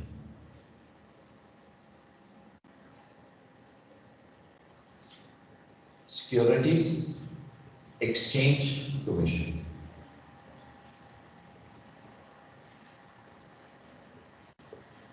ये पूरी दुनिया में ये होता है। फिर ये आगे जैसे हम पाकिस्तान में कहते हैं SCCP, पाकिस्तान का लफ्ज, इंडिया में SCCI, ठीक है ना। हर कंट्री में ये सिक्योरिटी एक्सचेंज कमीशन। बेसिकली इसका ऑब्जेक्टिव क्या होता है कि कंपनीज एक्ट को रेगुलेट करे और लोगों के राइट को प्रोटेक्ट करे। इसमें बेसिकली होता यह है पैसा किसी और ने लगाया हुआ चला कोई और, खासतौर पे पब्लिक कंपनीज, ठीक है। तो इसके 3 टाइप्स हैं।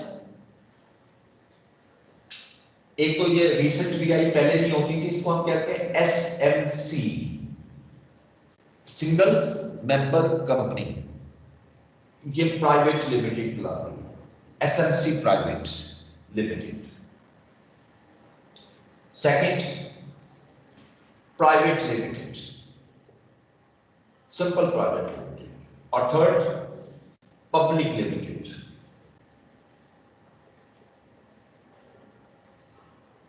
SMC is a business which is owned by one person again.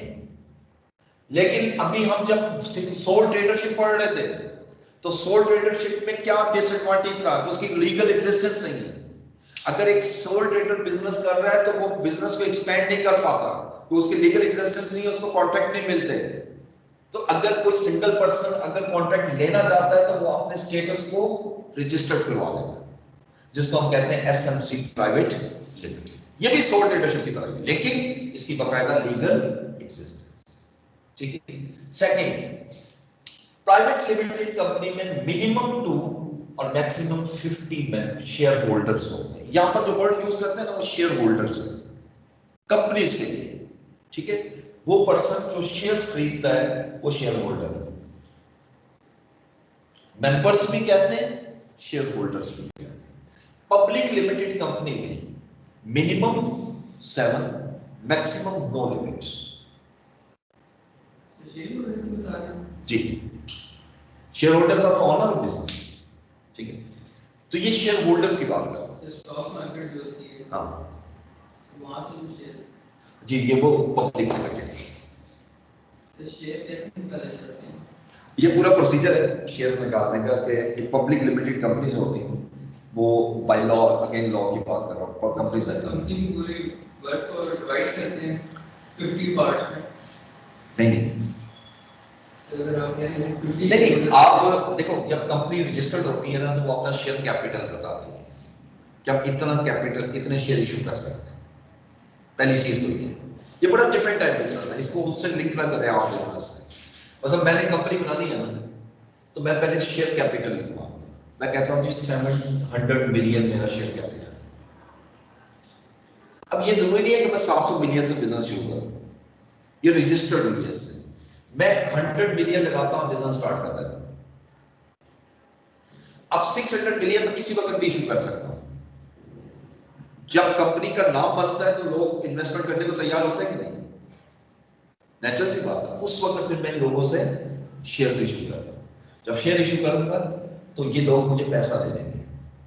Now they become a share holder, लेकिन एक्टिव पार्ट नहीं कर सकते। बिजनेस के अंदर एक्टिव पार्ट करने के लिए डायरेक्टर का होना जरूरी है। एक डायरेक्टर होता है, एक शेयर होल्डर होता है। तो वो तो मैं अभी एक्सप्लेन करता हूं आपको पब्लिक लिमिटेड में खास। ये प्राइवेट में ऐसा कोई इतनी ज्यादा रिस्ट्रिक्शन नहीं है।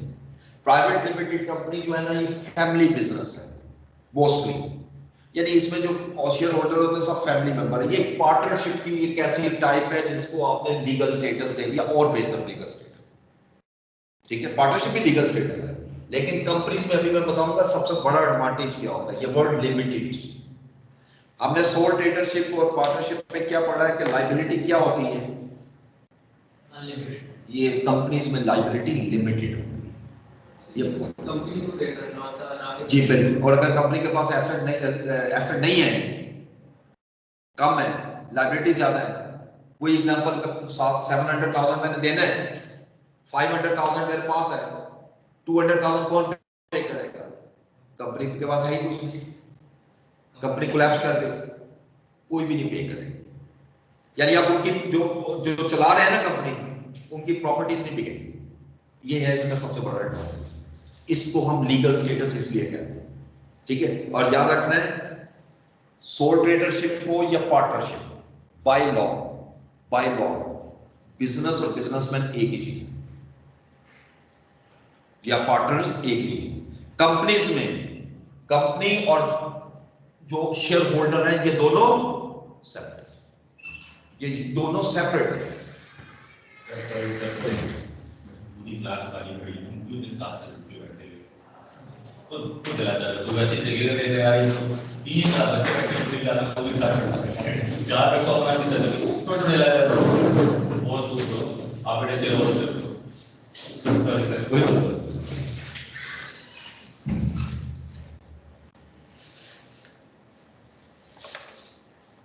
ठीक हो गया जी। तो लिमिटेड लायबिलिटी यहां पर जेन रखिएगा, लिमिटेड लायबिलिटी में अब अगर कंपनी के पास पैसे नहीं है, कंपनी कोलैप्स कर गई है, तो खत्म हो गया, लॉस ऑफ प्रॉपर्टी। यहां पर पर्सनल प्रॉपर्टी सेल नहीं हो, ये इसका लीगल स्टेटस, जिसकी वजह से कंपनीज बनाई जाती है, ठीक है।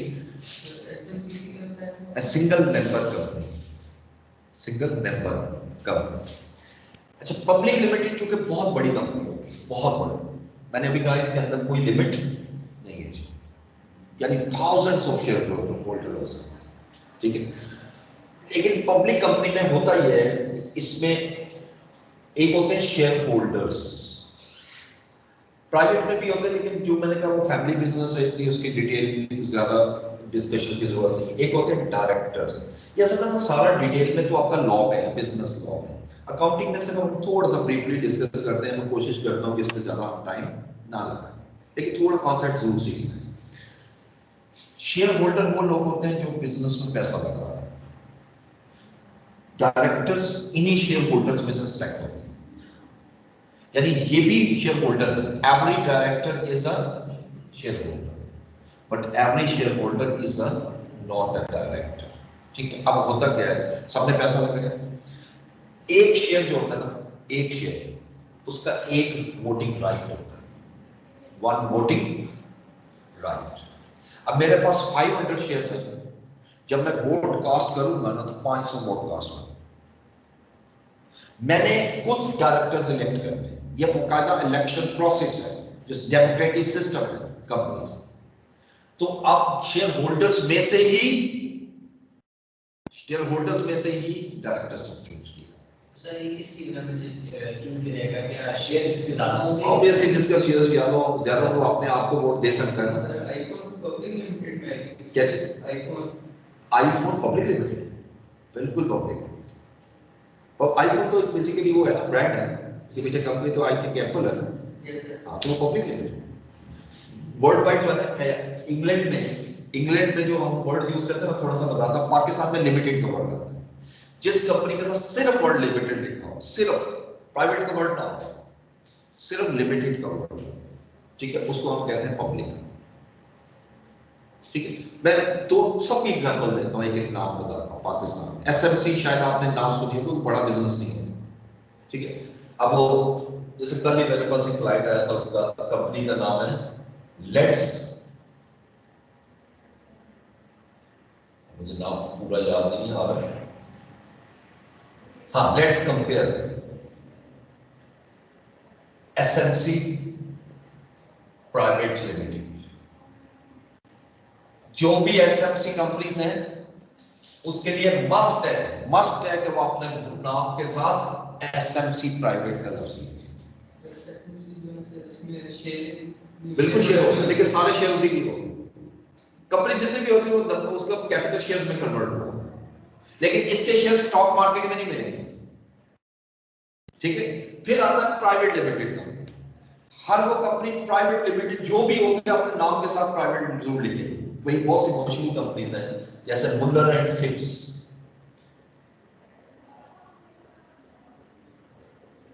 प्राइवेट लिमिटेड, पीवीटी का लफ्ज अक्सर लिखा होता है, जिस कोई भी आप बोर्ड पढ़ो उसमें पीवीटी लिमिटेड लिखा है, प्राइवेट लिमिटेड। इसके शेयर भी स्टॉक एक्सचेंज में नहीं मिलेंगे। लेकिन तीसरा आ जाए जिस कंपनी के साथ सिर्फ और लिमिटेड लिखा हो, like the packages limited, Nestle limited, the packages limited. अब देखो जिस कंपनी के साथ सिर्फ और लिमिटेड लिखा हुआ है वो सारे के सारे पब्लिक लिमिटेड। बैंक्स कोई भी उठा लो, आपके साथ वर्ल्ड लिमिटेड, हबीब बैंक लिमिटेड, इसके साथ प्राइवेट नहीं लगा हुआ। कोई भी बैंक उठा, वो तो बैंकिंग कंपनीज एक्ट भी आता है ना, वो भी कहता है लिमिटेड हो, उसके शेयर्स मार्केट में मिलते हैं, स्टॉक मार्केट। एक तो पब्लिक लिमिटेड हो गई, प्राइवेट स्टार्ट हो गया, एक सो गवर्नमेंट से स्टार्ट करती है कंपनी, उसको हम कॉर्पोरेशन कहते हैं लॉ की लैंग्वेज में। है वही मैंने अभी कहा उसको पब्लिक, इंटरनेशनल लॉ के मुताबिक देखें तो हम कहते हैं पब्लिक यूटिलिटी कंपनीज, तो फर्क आ जाता है उसमें। सर गवर्नमेंट स्टार्ट है लेकिन in order to profit earn करने के लिए, अगर गवर्नमेंट की है ओजीटीसीएल लिमिटेड, ठीक है, ये जो बिजनेस नहीं है, जी बिल्कुल वो बिजनेस कर रही है। ओजीटीसीएल ये जो आपका ऑयल और गैस डील कर रही है, ये आपका बिजनेस कर रही है। तो जिससे आपकी फर्म है तो आप भी फर्स्ट वाले फॉलो करते हैं, फर्स्ट कैटेगरी नहीं, हम तो इसमें करते हैं पार्टनरशिप। पार्टनरशिप।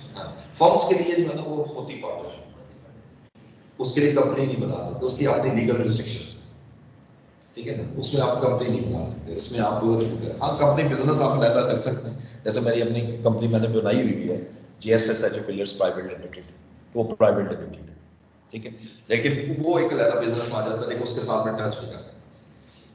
अच्छा, द पैकेजेस लिमिटेड के बाद मैं एक और एग्जांपल भी दूंगा, एक कंपनी और भी आपको इस तरह की नजर आएगी। नेस्ले का नाम तो बड़ा सुना होगा, नेस्ले पाकिस्तान लिमिटेड।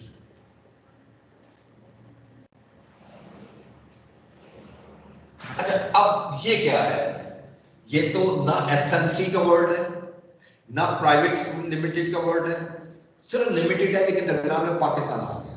ये भी पब्लिक कंपनी है, लेकिन पाकिस्तान का वर्ड उसमें लगाया जाता है जो मल्टीनेशनल, यानी ये कंपनी ओरिजिनली रजिस्टर्ड किसी और कंट्री की है, ओरिजिन किसी और कंट्री की है, लेकिन पाकिस्तान में भी रजिस्टर्ड, ठीक है। अभी जैसे मैंने अभी आपको एग्जांपल दी, Novartis Pakistan limited, Novartis is not Pakistani company, लेकिन पाकिस्तान लिमिटेड का मतलब क्या है, it's a multinational company and this company is also registered in Pakistan, लेकिन इसका हेड ऑफिस पाकिस्तान में है, इसका हेड ऑफिस नहीं है, ठीक है।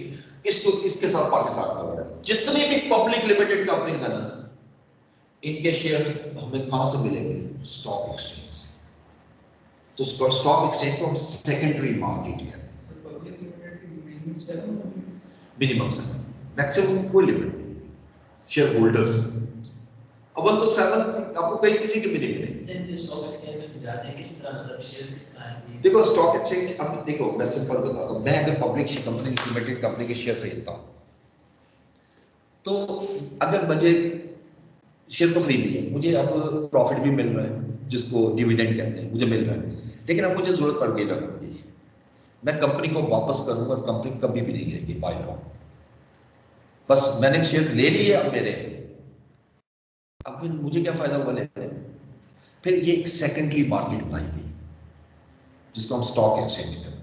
अब मैं वहां जाकर फ्रीली शेयर्स को सेल भी कर सकता हूं, शेयर्स को खरीद भी सकता हूं, ये बड़ा एडवांटेज है। ये सेकेंडरी मार्केट आती है, इसका कंपनी से उसका कोई ताल्लुक नहीं है, और वहां से जो प्रॉफिट और लॉस हो रहा है उसको कंपनी को कोई उसको फायदा नहीं मिलेगा, ठीक है, डायरेक्ट कोई फायदा नहीं। मसलन मैंने 50 रुपए का शेयर 100 रुपए में बेचा, 50 रुपए कमा लिए पर शेयर, कंपनी को कोई फायदा नहीं।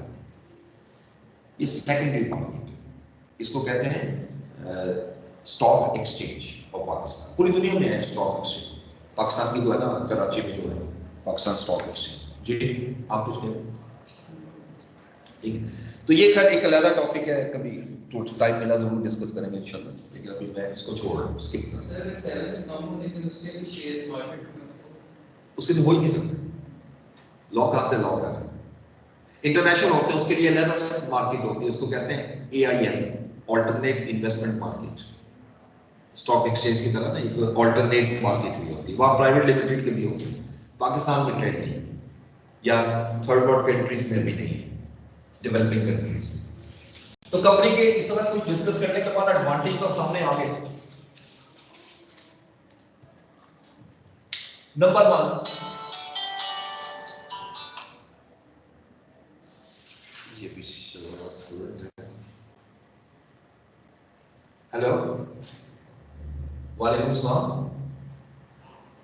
जनाब, आपको कल फोन किया, आपने उठाया नहीं, काट दिया। जी जी, नहीं मैंने फोन किया, मैं जिसको किसी ने काटा है, पता नहीं आपके पास था या किसके पास था, मुझे नहीं पता, मैंने 3 साढ़े 3 बजे किया, रात को नहीं यार, शाम को, कल 3:30 4 के दरमियान। चलिए खैर, अब क्लास 1 मैंने शुरू कर दी है। आ जाओ, आ जाओ।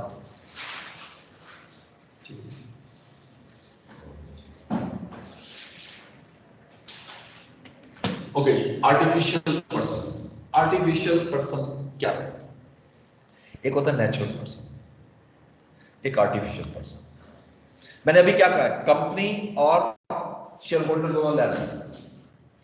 अगर कंपनी पे केस हुआ है, बेशक जाएंगे शेयर होल्डर ही उसके करने के लिए, डायरेक्टर्स जाएंगे प्ली करने के लिए, लेकिन उसका अगर वो नुकसान होता है तो कौन पे करेगा? नहीं, कंपनी नहीं, कंपनी के अंदर ऐसा नहीं होगा, इसलिए तो हम इसको आर्टिफिशियल पर्सन कहते हैं। नहीं, आप बात नहीं समझे, कंपनी के केस को केस कर देता है, कंपनी के केस करता है, ठीक है। अब उस केस को, लाइक हमने गुड्स गलत भेज दी, डैमेज हो गई, उसका नुकसान कौन पे करेगा? कंपनी पे करेगी। अब क्या कंपनी पे करेगी, शेयर होल्डर पे करेगा? जी जी, ठीक है। मुझे सिर्फ इतना बता दें कि उसका नुकसान कौन पूरा करेगा, क्या शेयर होल्डर या कंपनी? कंपनी। इसलिए कंपनी को आर्टिफिशियल पर्सन कहा जाता है। नहीं जाता, नहीं जाता, डिविडेंड नहीं मिलेगा ज्यादा, डिविडेंड नहीं मिलेगा, वो तो साल का बाद होता है ना। ये तो मैं बात कर रहा हूँ कि एक स्टेट लीगल स्टेटस की बात कर रहा हूँ। मैं इसको कंपेयर कर देता हूँ चलो पार्टनरशिप के साथ। अगर बिजनेस पे केस होता है, पार्टनरशिप बिजनेस पे, और फैसला बिजनेस के अगेंस्ट आ जाता है, कौन पे करेगा? बिजनेस पे करेगा, लेकिन बिजनेस नहीं कर सकता तो कौन पे करेगा? इसका मतलब पार्टनर की अलग लायबिलिटी नहीं है, एक ही है। बिजनेस की हुई तो पार्टनर की भी हुई, यहां पर कंपनी की हुई, पर्सनल कोई फर्क नहीं पड़ा।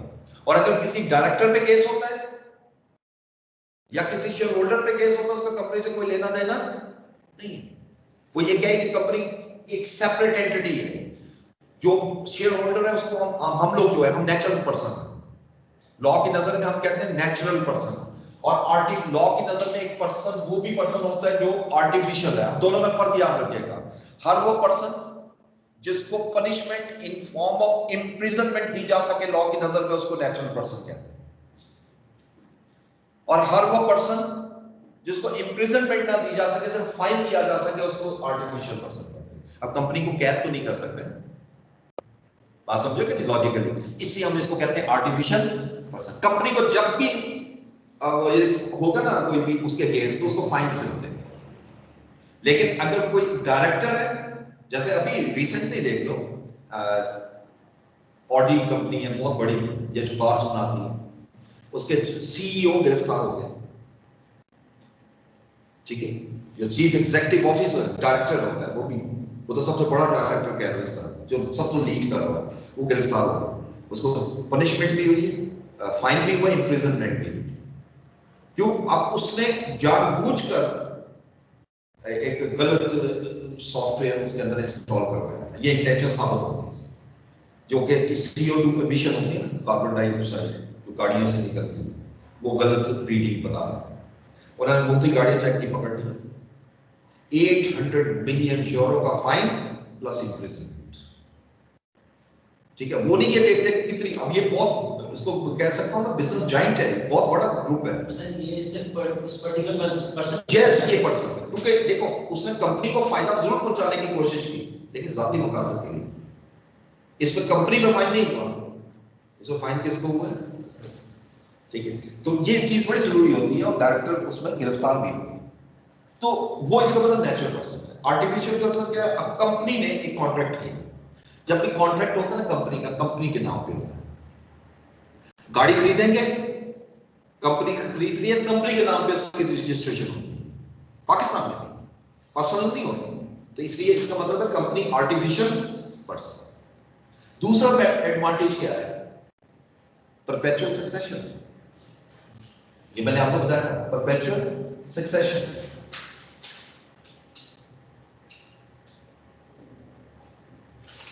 ये जो आपने बताया आर्टिफिशियल पर्सन, अगर कंपनी के कॉन्ट्रैक्ट साइन करके उसमें तो नेम तो तुम्हें सारे बताए जाते हैं। जी बिल्कुल बताइए, लेकिन अगर कोई डायरेक्टर छोड़ के चला जाता है, परपेचुअल सक्सेशन ये कंपनी लॉन्ग टर्म है, और डायरेक्टर वो इलेक्ट होकर 3 साल के, अगर कोई छोड़ के चला जाता है तो कंपनी ये नहीं कह सकती जी फलां ने की है, नया डायरेक्टर ये नहीं कह सकता जी पुराने ने किया, नहीं, क्योंकि कॉन्ट्रैक्ट कंपनी के अगर नाम से हो गया ना, तो फिर इसका मतलब जो भी डायरेक्टर आएगा उसको कंप्लाई करेगा। जो नया डायरेक्टर जी बिल्कुल बिल्कुल, उसने उस रूल को लागू नहीं करेगा, क्योंकि कंपनी का कॉन्ट्रैक्ट है, इसलिए हम उसको आर्टिफिशियल पर्सन कहते हैं। और अगर किसी ने पर्सनल की है तो फिर वो पर्सनल लायबिलिटी कंपनी से कोई ताल्लुक नहीं। अगर डायरेक्टर छोड़ जाता है तो कंपनी जिम्मेदारी नहीं लेगी उसकी, और वो फिर अगर केस करेगा तो कंपनी पे नहीं कर सकता, उस डायरेक्टर पे करेगा। ये फर्क है इसमें। अगर कंपनी को केस होता है बाद में साबित होता है कि इसमें गलती डायरेक्टर की थी, वो तो डिपेंड करता है ना, अगर डायरेक्टर की इंटेंशन, लेकिन कंपनी में भी डिसीजन अकेला तो नहीं ले सकता। कंपनी में डिसीजन होते हैं वोटिंग पावर, 50% वोट चाहिए। अगर किसी डायरेक्टर ने डिसीजन लिया है और उसने उसको अप्लाई करवा दिया है, तो फिर तो जिम्मेदारी डायरेक्टर की। लेकिन अगर बाकायदा वोटिंग राइट हुए 50% से ज्यादा और फिर फैसला हुआ, तो फिर कंपनी जिम्मेदार। परपेचुअल सक्सेशन के बाद नंबर 3, इसको कहते हैं कंपनी को एक, ये तो समझ गए, इसको एक्सप्लेन करने की जरूरत नहीं है। Common seal. कॉमन सील मतलब कंपनी के अपनी सील होती है, कंपनी के अपनी एग्जिस्टेंस होती है। Company can enter into a contract with another person और अनदर कंपनी। कंपनी की अपनी लीगल एग्जिस्टेंस है, इसको मैं कह सकता हूं कि लीगल एंटिटी है एक कंप्लीट। इसके अलावा एडवांटेज ये नाम लिखो, ये काफी हद तक मिलता जुलता है ना इससे, बेशक ये ना लिखो, इसकी जगह लिख दो ह्यूज कैपिटल। इसमें कैपिटल बहुत ज्यादा होता है, ये सारे मेरिट्स आते हैं। ठीक है, अगर मैं डीमेरिट की बात करूं, बल्कि लिमिटेड लाइबिलिटी भी एक मेरिट है। इस कंपनी में ना डीमेरिट बहुत कम नजर आएंगे, बहुत कम नजर आएंगे, मेरिट मेरिट नजर आएंगे, तो ये मेरिट्स आते हैं। लेकिन डीमेरिट में सबसे पहले मैं कहूंगा कि लीगल फॉर्मेलिटीज बहुत हाई हैं।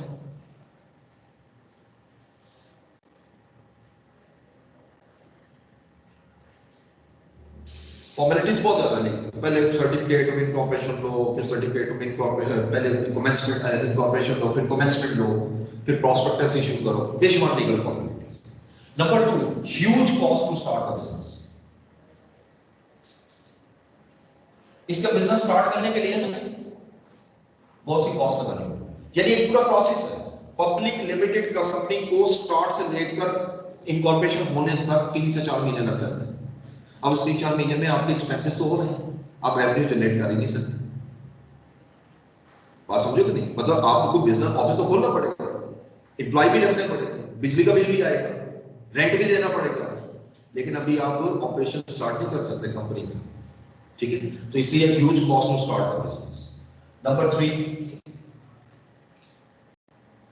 Decision making is a long process. इसमें तो बहुत ही लॉन्ग हो जाता है कई बार।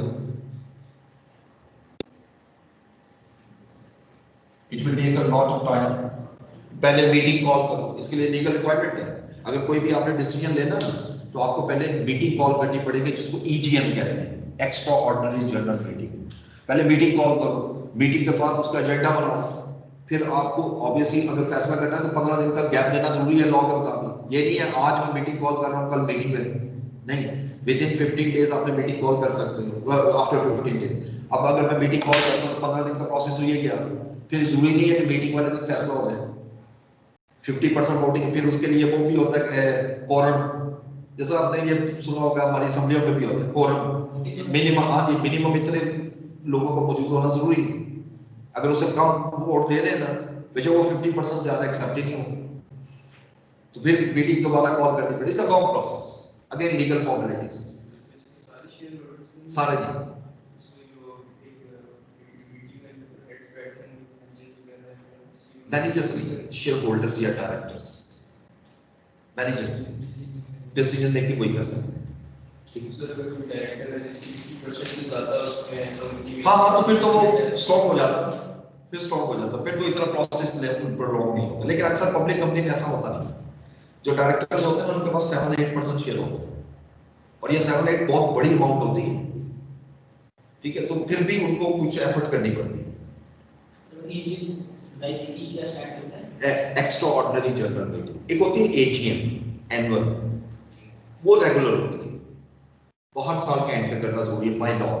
EGM जब मर्जी कॉल करो, वो तो डिसीजन मेकिंग है, ये मेजर डिसीजन मेकिंग की बात कर रहा हूँ। छोटे छोटे डिसीजन के लिए मीटिंग नहीं कॉल करनी, एक बहुत बड़ा डिसीजन लेना है कि हम बिजनेस को एक्सपेंड करना चाह रहे हैं, अब ये बैठे बैठे फैसला तो नहीं हो सकता, इसके लिए पूरा प्रोसेस है। लेकिन अगर बिजनेस ऑपरेशनल के लिए अगर मैं कोई डिसीजन लेना चाह रहा हूँ, लाइक नया मीटर लगवाना है, इसके लिए मुझे क्या जरूरत है? EGM बुलाने की। EGM स्पेसिफिक टास्क, इसलिए एक्स्ट्रा ऑर्डिनरी का वर्ड यूज करते हैं इसमें, extra ordinary general meeting. So anyway, कल मैं इंशाल्लाह स्टार्ट जब लूंगा, कल स्पोर्ट्स स्टूडेंट भी आ जाएंगे, तो अकाउंटिंग की प्रॉपर। तो आज मैंने थ्योरेटिकल थोड़ा सा डिस्कस किया आप लोगों के साथ, थोड़ा सा बोरिंग था क्योंकि ये थ्योरेटिकल है। ठीक हो गया बच्चों? आप लोग ऑनलाइन वालों, आवाज आई, कुछ समझ में आया? Yes sir.